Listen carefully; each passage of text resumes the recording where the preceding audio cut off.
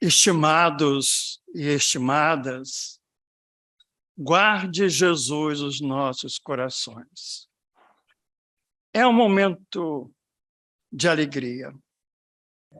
Talvez essa afirmativa, num primeiro momento, se nos apresente um pouco estranha, mas eu me refiro à alegria franciscana, aquela que é uma canção que se abre no coração, em particular quando se nos é dada a oportunidade do encontro, do reencontro de almas tão queridas.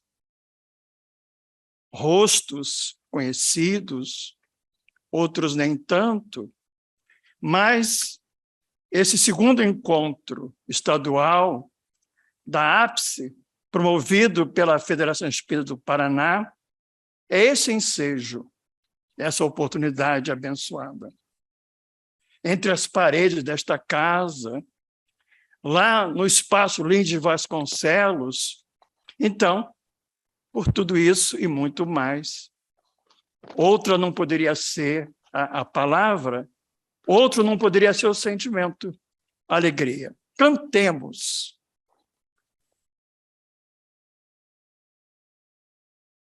Eu vou pedir ao nosso amigo que está colaborando conosco que faça uma projeção, porque, como disse o Luiz Henrique, é preciso refletir, é preciso sair de uma zona de conforto que, por vezes, o cotidiano, esse corre-corre, os afazeres que nos tomam, não nos permitem parar para uma reflexão.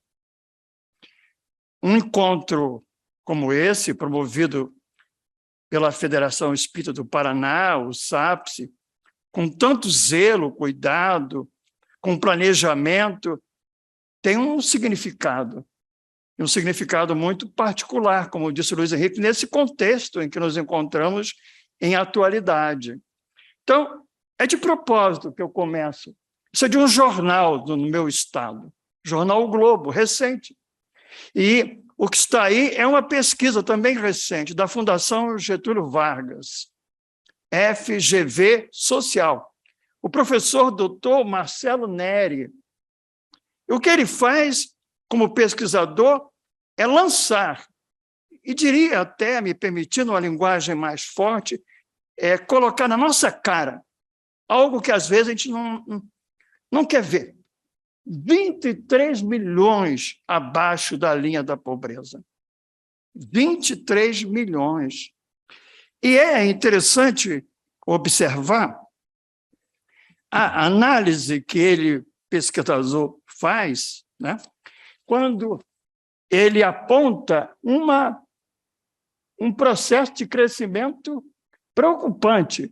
Aquela linha azul, veja, olha o ano, 2020, 7,6%. Era o porcento, a taxa de pobres. Olha lá, 10,8%. E aí, ele vai depois falar da extrema pobreza. E o que significa isso em dinheiro?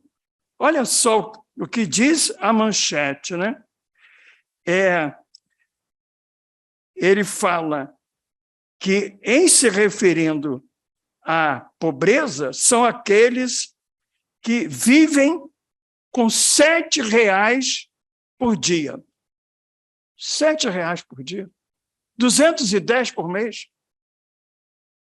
E a extrema pobreza são aqueles que vivem com R$ 3,50 por dia. Quanto é o cafezinho mesmo, hein? Quanto é o cafezinho? Eu adoro um cafezinho expresso. Quanto custa? Quanto custa? Então, isso é para a gente pensar. E, do outro lado, aqueles que são mais afeitos às técnicas dos indicadores, é o índice da desigualdade. Vocês lembram da desigualdade, como está em O Livro dos Espíritos, questão 804? que é obra do homem? Desigualdade. Como ela aumentou? Olha ali, ó, 2020, 2021. Percebem? Tem ideia? Agora, é muito curioso, porque eu tenho em minhas mãos o jornal, e um querido amigo espírita, muito próximo de anos, hoje já na pátria espiritual, ele era especialista em planejamento estratégico nos altos comandos militares. E ele dizia assim: Edivaldo, as pessoas não sabem ler jornal. Eu falei assim: como assim? Olha, você tem que ler as entrelinhas. Como eu aprendi com ele, é muito curioso a matéria. Olha só, lá em cima, na parte superior do jornal, está isso aí, certo? E o que está mais abaixo? Que para mim não é por acaso. Olha, Reinaldo, você é estudioso da questão social. Inflação faz São Paulo subir para o 10º lugar em lista mundial de luxo. Lido assim, parece não explicar, mas vamos lá. A cidade de São Paulo subiu da 21ª para a 12ª posição no circuito das 24 maiores capitais de luxos mais caras do mundo, elaborada pelo banco suíço Julius Baer. Com aumento de 27% no valor da cesta de produtos premium analisados pela instituição europeia no último ano, São Paulo teve a segunda maior inflação em dólar no período entre as cidades pesquisadas. Ficou atrás de Xangai, na China, que se manteve no topo da lista com a mais cara. Nas Américas, São Paulo é hoje a segunda cidade mais cara entre as 5 apontadas pelo G-Bar. O padrão, observe, o padrão de consumo da elite paulistana é o mais alto do mundo. Vocês dão para perceber? E tem gente vivendo com R$ 3,50 em São Paulo. Estão entendendo isso? Estão percebendo por que o Luiz diz que a gente tem que pensar? Ainda que nos incomode? Veja, São Paulo. Tá? São Paulo, essa nossa querida cidade, né? Aí ele prossegue. O padrão de consumo da elite paulistana é o mais alto do que Miami, Vancouver e Cidade do México. Vocês estão entendendo? Ou não? Isso tem nome e sobrenome, gente. Quando vocês veem isso aí e colocam isso na cidade de São Paulo, o número de pessoas, homens, mulheres, crianças, velhos, jovens, morando nas ruas de São Paulo, sem alimento, será que não tem a ver com o que eu acabei de ler? Uma coisa não tem nada a ver com a outra? Ela hoje é a cidade de padrão de consumo da elite paulistana, é mais alto do que Miami. Uma coisa não tem nada a ver com a outra ou tem? Tem ou não tem? Então, é para a gente pensar, é isto que se chama questão social. Questão social não é só isto. É isto mais isso aqui. É essa coisa contraditória, díspare, certo? Quando o aeroporto mais importante de São Paulo, ele cria uma sala VIP dos VIPs, qual é o recado que está sendo dado? Comparado com isso aqui. Vou repetir, o padrão de consumo da elite paulistana é mais alto do que Miami. Vocês estão entendendo isso? Vou um pouquinho adiante, sem ir muito longe. Eu sou muito assim, curioso, né? Eu aprendi com um amigo sapateiro, que era filósofo. Ele batia a solinha do sapato e filosofava. Eu aprendi com ele que eu posso ser um filósofo sapateiro, que não passa das solas do sapato. Eu me permito filosofar. Certa vez, à noite, eu voltava para minha casa, depois de uma palestra espírita, num ônibus, sacolejante, uma viagem demorada. E eu era o único passageiro para um longo trecho. E pude acompanhar o bate-papo entre o trocador e o motorista. O trocador se referia ao filho do proprietário da empresa. Ele é um garotão, bonitão, um carro, deve ser um som de namoradas. Aí eu fiquei pensando, me lembrando aí das aulas do Reinaldo, né? Falei, coitado desse meu amigo. Acho que ele não consegue entender que para ter um trocador sentado, ganhando mal, trabalhando 12 horas por dia, sacolejando o ano, para ter esse trabalhador, é porque tem aquele jovem, garotão, bonitão, do carrão que viaja não sei quantas vezes do exterior. Uma coisa tem a ver com a outra. Então, dando para entender? Pois bem, isso não começou agora. Esse modelo econômico chamado globalizado, financiarizado, no qual a riqueza não é mais a indústria, aquilo que se produz, não é a fábrica, não é o agronegócio, é o que sustenta o agronegócio, o que sustenta a Petrobras, a Vale, as grandes empresas. É a riqueza financiarizada, os fundos de investimento sem rosto, dinheiro que não tem pátria, que corre mundo com a velocidade da internet. É uma outra riqueza, é um outro momento histórico que produz esse luxo de São Paulo, mas produz esses 23 milhões na pobreza. Pois bem, isso não começou agora. Eu tenho nas minhas mãos o livro dissertação do meu mestrado, publicado por uma editora aqui de Curitiba, a CRV. Para eu não me alongar, não me perder, eu vou me apropriar do que eu escrevi aqui. Eu faço uma viagem a Londres, naqueles dias do século XVIII para o XIX, e uso um pensador jovem chamado Engels, que escreve um livro notável sobre a classe trabalhadora na Inglaterra.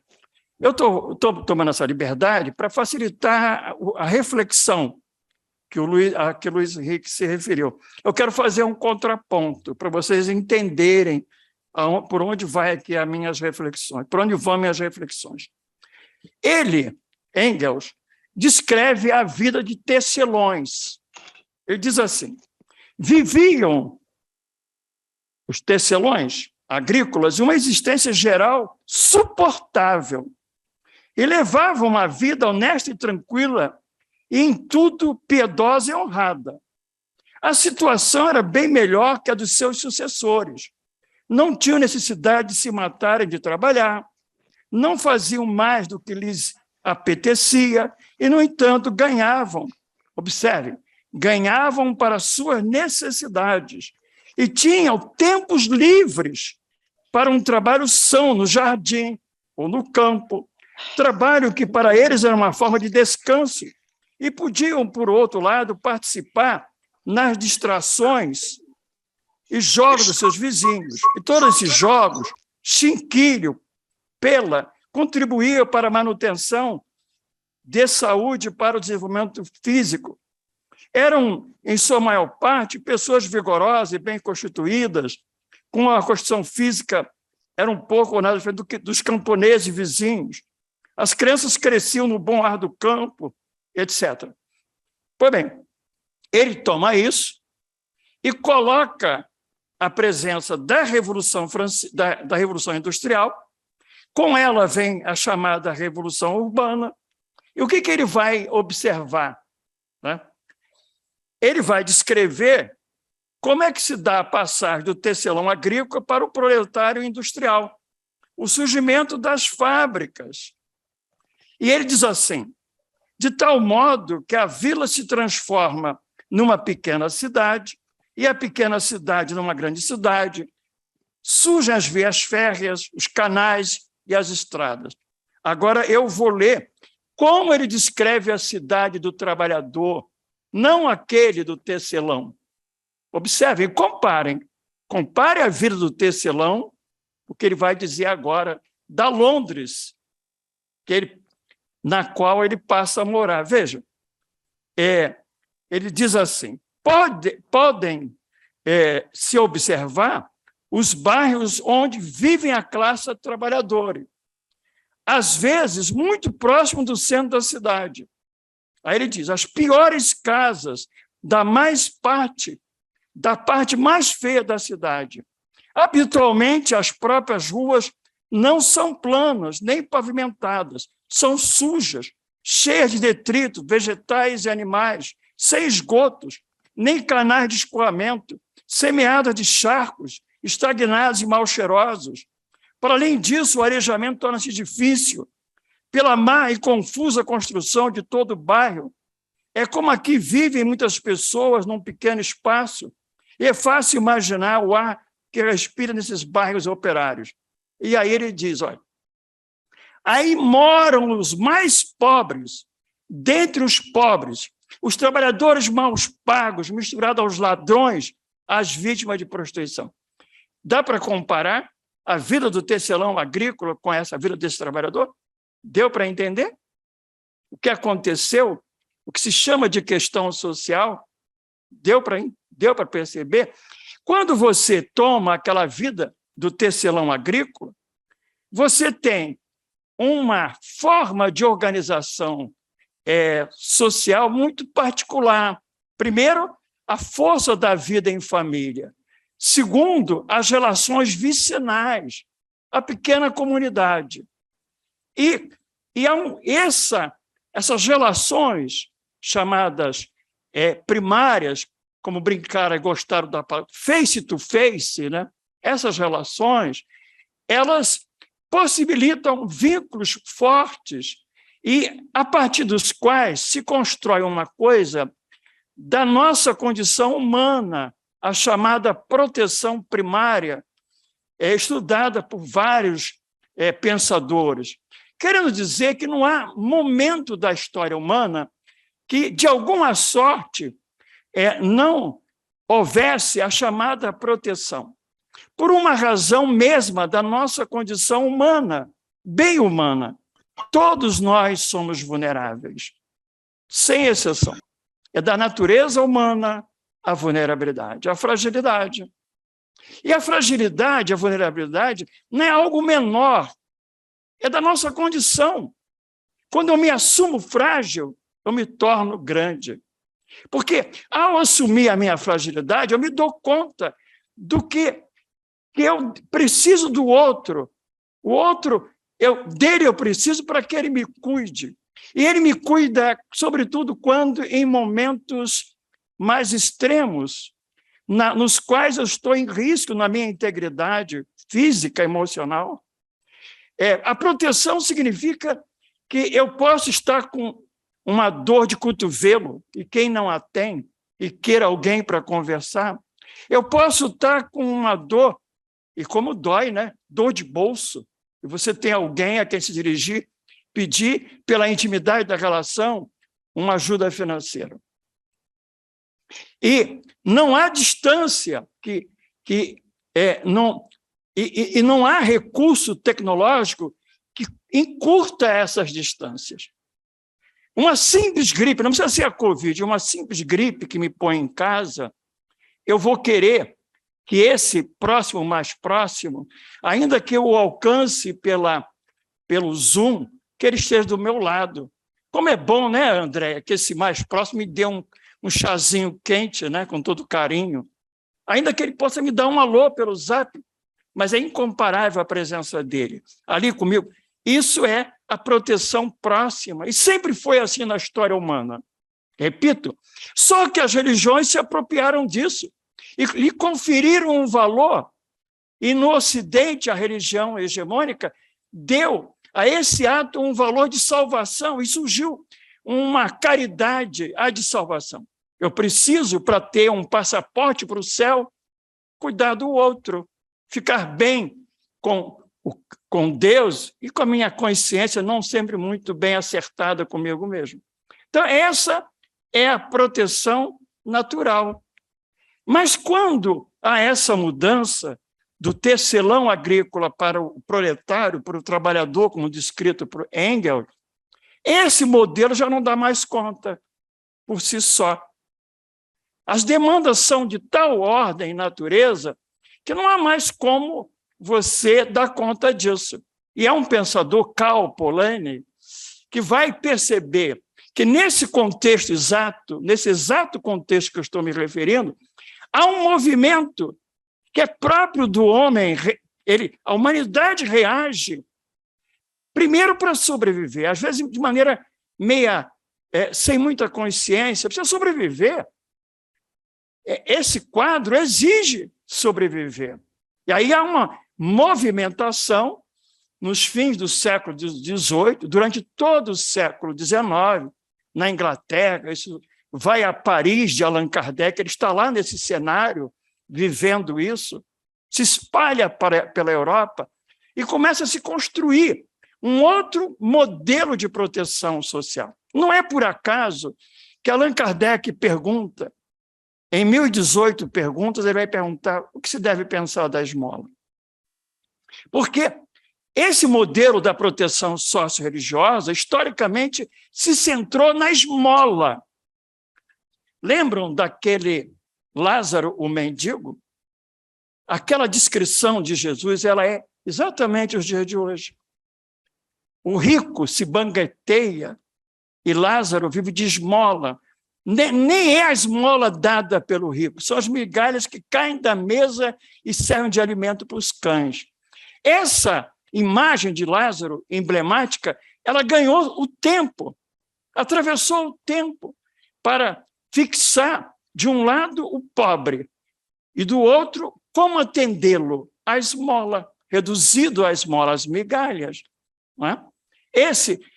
Essa foi a construção histórica. De alguma sorte, é o homem tentando dar conta de uma situação que está ali diante dos seus olhos. E Kardec pergunta, e a esmola? E quem responde é Vicente de Paulo. Procurem lá no Pai Google quem é esse Vicente de Paulo, que é uma figura notável, lá do século XV, do 16 para o 17. Ele é um religioso, no tempo do cardeal Richelieu. E ele brigava com Richelieu, porque Richelieu produzia a miséria com seus impostos cada vez mais para os agricultores, e ele foi o pai dos assistentes sociais. A primeira organização de estudar a pobreza e tentar estabelecer uma forma de lidar partiu dele. E é esse espírito nobre que responde. E o que ele diz lá? Numa sociedade organizada, a assistência, o socorro, o amparo não pode ficar à mercê do acaso, querendo dizer que a esmola já não dá conta. São os próprios espíritos dizendo, de acordo com o novo cenário da Revolução Industrial e Urbana, que aquele modelo da esmola, que aquele modelo da relação face-to-face, ainda que tendo que persistir, não daria conta de demandas complexas. Daí a um tempo, lá nos anos 40 do século XX, vamos ter um novo modelo de proteção social. Este que conhecemos, dominou a Europa por 30 anos vigorosos, extraordinários, que o Brasil só veio a conhecer agora, em 1988, com a Carta Magna, que é uma lei que se fundamenta num princípio civilizatório, a dignidade da pessoa humana, um pensamento que se atribui a Immanuel Kant, um pensador do período iluminista, e a dignidade da pessoa humana é um valor fundante da civilização ocidental. Quer dizer, é um valor que coloca a vida no primeiro plano, querendo dizer que toda e qualquer vida em si mesma tem valor. A dignidade humana é um valor irredutível, não nasce da comparação. Toda e qualquer vida tem valor. Tem valor a vida da elite, mas tem valor a vida desse miserável faminto das ruas de São Paulo. E foi com isso que a nossa Constituição se organizou no Estado Democrático de Direito, tem um capítulo dos direitos sociais, amplo, né? E nesse capítulo, pela primeira vez na história brasileira, a assistência social passa a ser uma política pública de Estado, não de governo. Não é o leite, aquele tique de leite do governo Sarney. Aquilo era uma política de governo. Assistência social com todo o desenho hoje aí, CRAS, CREAS, conselhos, isso é uma política de Estado. Quando eu digo política de Estado, o que eu estou querendo dizer é um padrão civilizatório. É uma conquista civilizatória, que não se pode recuar, senão avançar.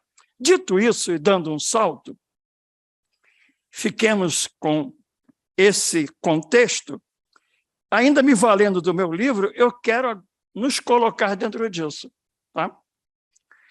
Como é que nós, os espíritas, entramos nessa questão? Vamos lá. 20 de abril de 1890. Um catarinense, um vizinho aqui de vocês, Polidoro Olavo de Santiago, engenheiro, jornalista, político catarinense, ele andava lá pelo Rio de Janeiro, né? Porque lá estava aquela grande faculdade, que é um prédio lindo ainda, histórico, no centro da cidade, a Faculdade de Engenharia, no Lago de São Francisco. E era presidente da Federação Unista Brasileira, Francisco Dias da Cruz, médico homeopata notável. E o Polidoro chega para lá, para o Francisco, e diz, olha, vamos criar aqui uma assistência aos necessitados? Proposta feita, aceita e se institui em 1890 a assistência aos necessitados. Né? E Santiago, não mais aquele Polidoro, mas parente dele, também um médico que foi da Federação Espírita Brasileira, Santiago eu conheci bem, ele diz assim, ó, que o próprio nome assistência ao necessitado expressava a finalidade. Assistir, observem bem, como é que nasce o nosso trabalho organizado. Assistir em suas necessidades materiais e espirituais os infortunados, os sofredores, os que vivem em penúria física ou moral, mendigando o auxílio para o corpo doente e andrajoso, o faminto, reconforto para a alma abatida e enferma. Foi assim que nasce, lá no Rio de Janeiro, ainda capital do país, na Federação Espírita Brasileira, assistência ao necessitado. Portanto, é na própria FEB que se dá uma estrutura, uma organização a um trabalho de assistir aos necessitados. Em que contexto? Vamos lá. Vocês repararam o ano? 1890. Fim do século XIX. Já havia acontecido o quê? Já havia acontecido a abolição, não? E os escravos foram para onde? Sobretudo o Rio de Janeiro. O Rio de Janeiro tem um porto dos escravos. O Cais do Valongo foi construído exatamente para receber os escravos. Hoje é um patrimônio mundial da Unesco, porque é o único vestígio na América que prova a presença dos escravos trazidos da África para o Brasil. E eles eram ali vendidos. Os historiadores usam a expressão, eu não estou tentando, nessa tarde tão agradável, estragá-la. Você sabe como é que eles se referem, os historiadores, os pesquisadores? Açougue. Açougue das carnes pretas. Lá expostos à venda, né? Então, quando há... E não só esses que lá estavam, mas outros escravos do Brasil, quando conseguiu, de algum modo, libertação, iam para o Rio, era a capital do país. Então, quando há a abolição, e foi só a abolição, ainda que é importante, não se nega isso, para onde foram esses escravos? Para as ruas, miseráveis. encheram as ruas do Rio de Janeiro, o centro. E há um lugar no centro da minha cidade que chama-se a Pequena África, né? Assim chamada porque era o lugar deles, o lugar mais miserável, mais pobre, né? E isso vai se espalhando, aqueles pardieiros pela cidade, desses ex-escravos, dos emigrantes espanhóis, portugueses, também pequenos trabalhadores, os homens do cais, e a miséria ali presente. Assim, termina o século XIX, começa o século XX. Então, há uma razão para a FEB criar esse trabalho. Estão lá os miseráveis. Tinha que cuidar deles.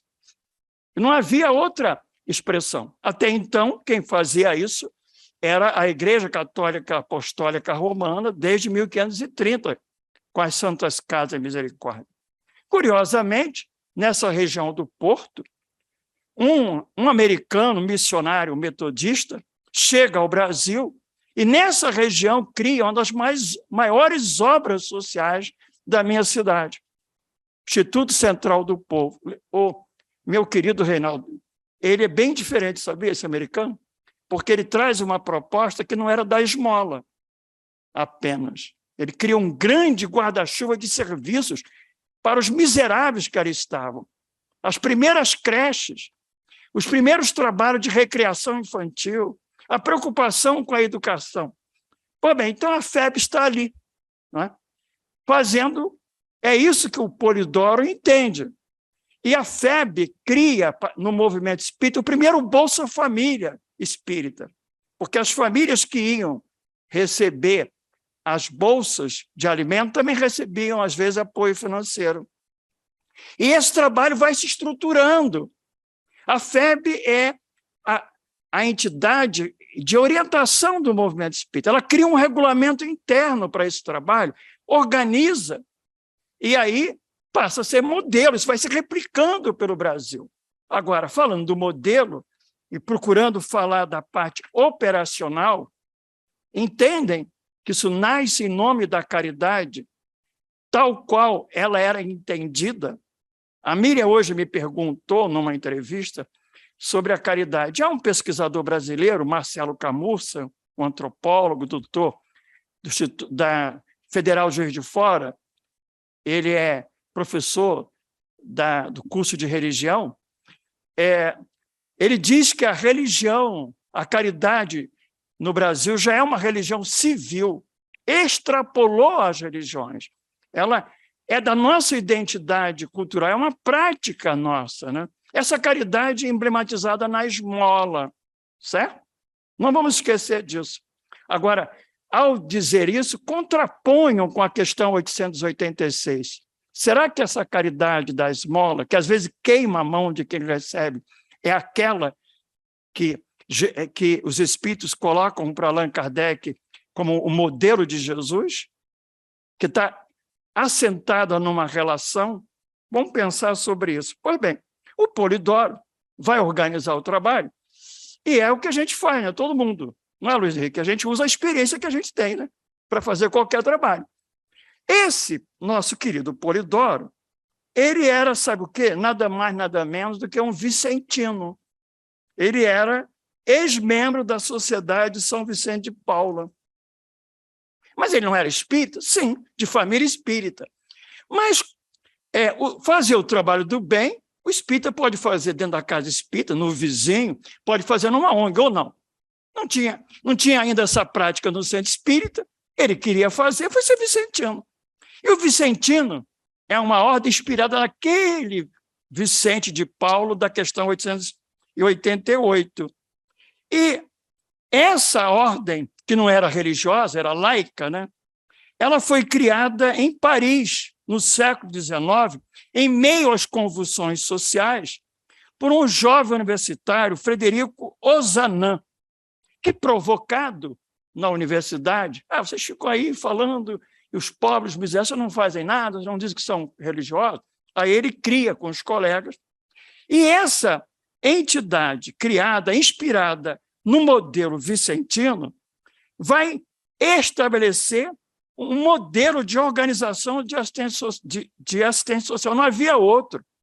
Visita estudar a pobreza, visita domiciliares, oferta de alimentos, etc. Essa ajuda material, essa ajuda espiritual. Então, ele nada mais natural que ele levasse esse modelo para a FEB. Então, esse modelo inaugural não é um modelo médio em espiritismo francês. Não vem de lá, porque não havia isso. Ele trouxe a experiência dele e ela foi se organizando, o tempo passou e é exatamente o que a gente foi fazendo, mudando o nome, mas ao longo do tempo. Pois bem, nada demais. Esse modelo é histórico, esse modelo é cultural, ele é bem-vindo, ele não pode ser desprezado, negado, né? Mas ele tem que ser compreendido à luz desse contexto histórico-cultural. Como é que nós criamos isso? Né? De uma forma como que replicando modelos históricos encontradiços no Brasil. E nós tomamos isso e carimbamos com o nome de caridade. É muito comum. Hoje é sábado. Onde é que você vai, Edivaldo? Vou fazer caridade. Para onde é que você vai, Edivaldo? Fazer caridade. Vou subir um morro. Fazer o que no morro? Vou distribuir cesta básica. Então, isso foi passando nas relações e foi ficando a ideia de que caridade é subir um morro, pegar uma cesta básica e dar. Até pode ser, mas não necessariamente é. Eis aí a questão.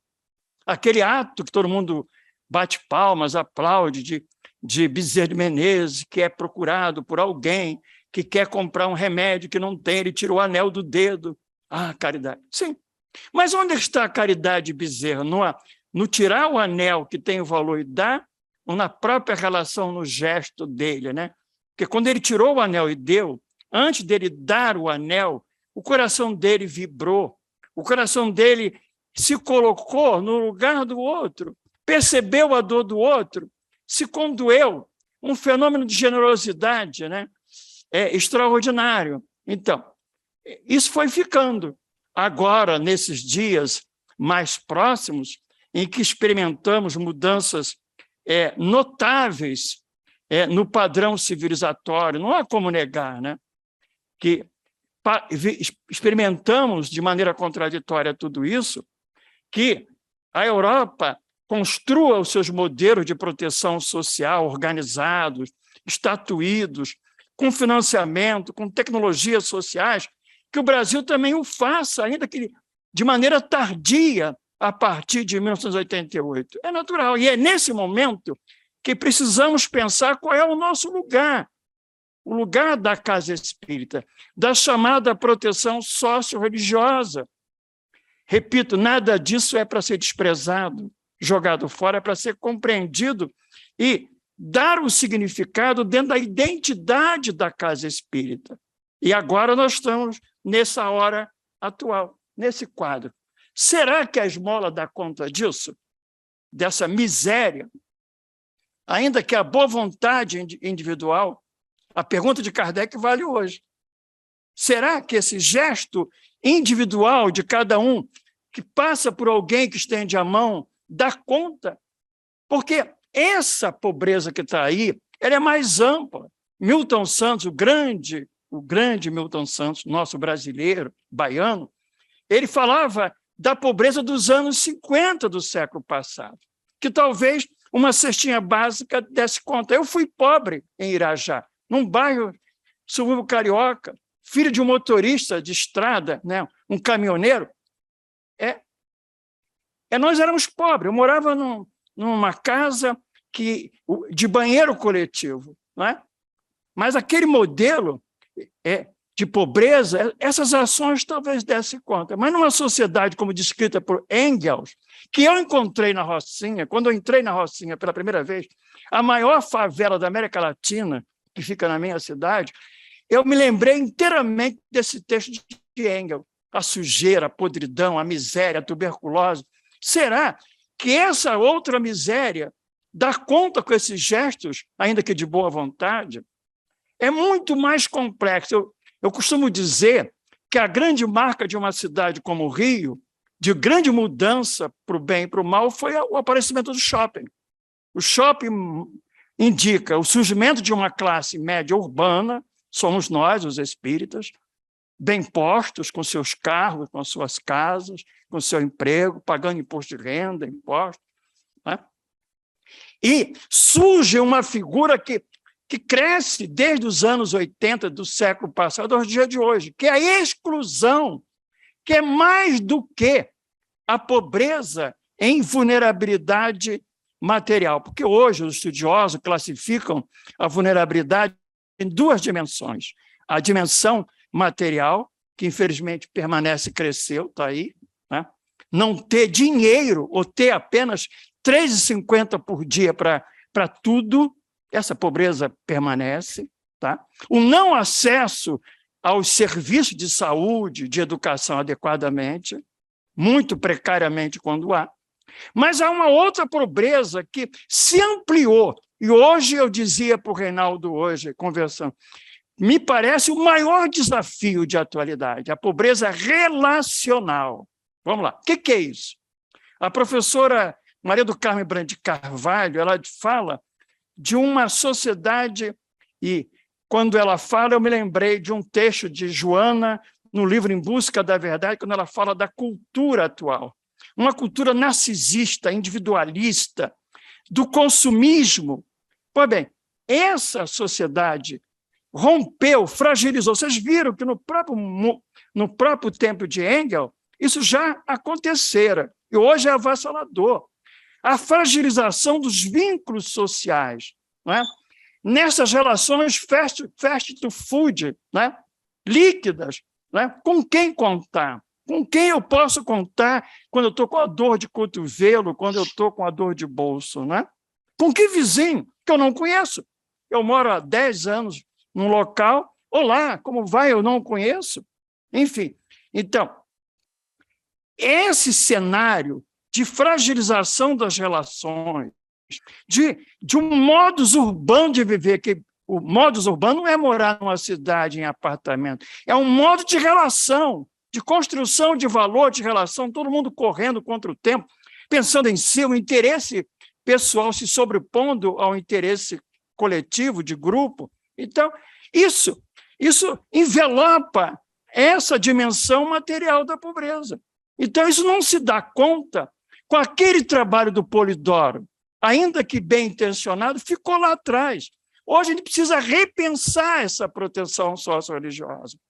E repensá-la é voltar no tempo, aos dias de Jesus, à casa do caminho, como descrita no livro Paulo Estevão, em Atos dos Apóstolos, quando aqueles homens e mulheres abriram as portas na estrada de Jope a Jerusalém.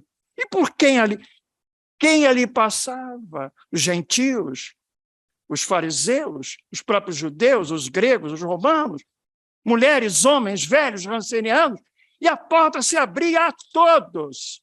O acolhimento indispensável a todos. Olá, como vai? Uma sopa quente, mas além da sopa quente, uma palavra, uma orientação, o serviço ali experienciado e vivido. E é bom que se diga, fazendo um parêntese, que a palavra diaconel, usado pelas igrejas, vem do grego diácono, vem do grego diaconel, que é um serviço pessoal e espontâneo de amor. De amor. Não há o atravessamento da moeda, é o amor, a moeda que prevalece nas relações, o acolhimento, a escuta, o diálogo. Então, essa outra pobreza que cresce de avassaladora e pós-Covid está aí, a depressão, a ideação suicida entre os jovens, a automutilação, o suicídio, a ansiedade, requer que a casa espírita reposicione a sua proteção socio-religiosa.